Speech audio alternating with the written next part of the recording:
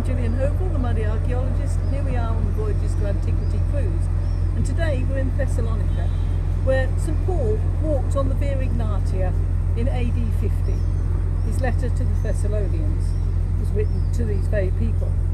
There are Roman remains, but they are from 300 years after his time. They include the monumental arch of Galerius, the Caesar, the junior emperor, for want of another description. He built his arch to remember his great victory over the Parthians, and it's vast. There is also not the Pantheon, it's built like the Pantheon. There's the Rotunda, which is a circular building designed as his tomb. However, he was never buried there. He had a whole palace here, but that has long gone under the modern Thessalonica. We toured the heights and the sights of Thessalonica, but this afternoon we were very privileged to go to Vergina, the site of the tomb of King Philip II of Macedon, the father of Alexander the Great. It's one of the great discoveries of the 20th century. In the 1970s, 1977 in fact, they found his tomb. They buried into the tumulus, the burial mound, and they found two had been robbed out, two tombs that were there, but then astonishingly there were these tombs which had never been touched by grave robbers.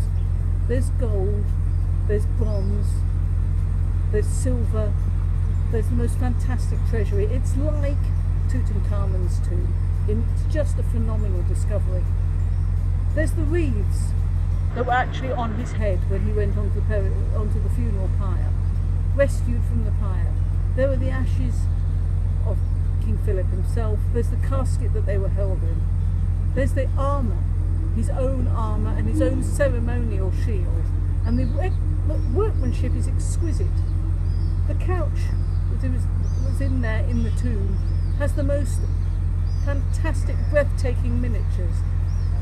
Ivory figures which are only about this big, and yet the detail is just exquisite and breathtaking. Quite blows the mind away.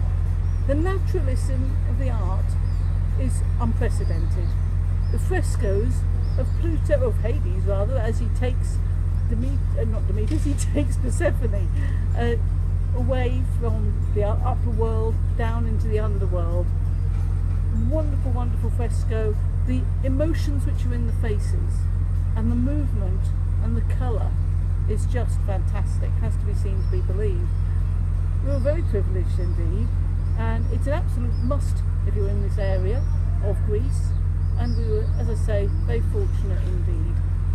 And tomorrow is actually Easter Sunday, and so we should be going and celebrating Easter Sunday.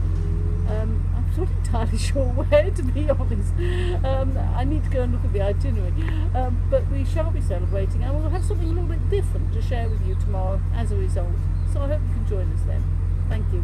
Bye.